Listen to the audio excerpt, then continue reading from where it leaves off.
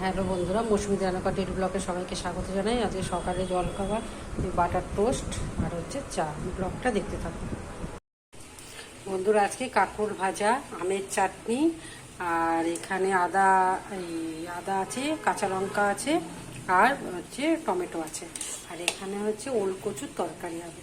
না, আমার নিরামিষ, ওদের ডিমের ডালনা হবে।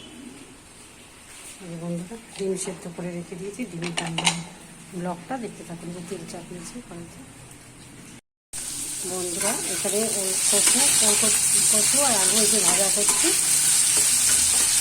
তার মধ্যে নুন দিয়ে দিয়েছি। আর এখানে আদা, জিরে, টমেটো, কাঁচা লঙ্কা, ধনে সব দিয়ে নুন, হলুদ, লঙ্কা করে সব দিয়ে মিশিয়ে বেটেছি। তো এখন ঢেলে দেবো।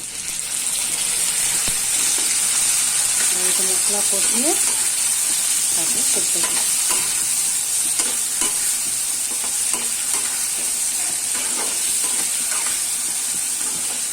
কষানো হয়ে গেলে বন্ধুরা জল দেবো, জল দিয়ে সেদ্ধ করবো। ব্লগটা দেখতে থাকুন বন্ধুরা। যে ডিমের ডালনা হচ্ছে, প্রথমে পেঁয়াজটাকে যে ভেজে নিয়েছি, দিয়ে আদা, রসুন, পেঁয়াজ, টমেটো, কাঁচা লঙ্কা সব দিয়ে, ধনে, জিরে, হলুদ, লঙ্কা গুঁড়ো, নুন, মিষ্টি সব কিছু দিয়ে একটু কষাচ্ছি।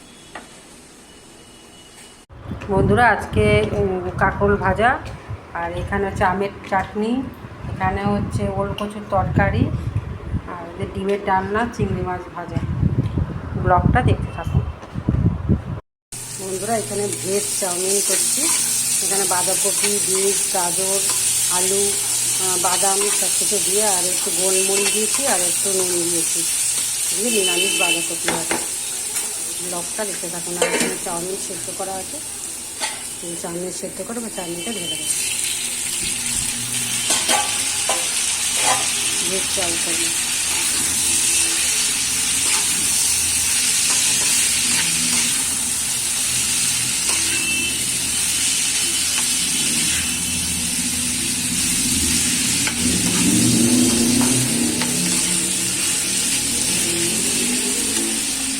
ব্লগটা দেখতে থাকুন বন্ধুরা। আমাদের এই চাউমিন রেডি, নিরামিষ চাউমিন। আপনারা করে খেয়ে দেখবেন কেমন লাগে, আমাকে জানাবেন। লাইক সাবস্ক্রাইব করবেন। সুস্থ থাকবেন, সাথে থাকবেন।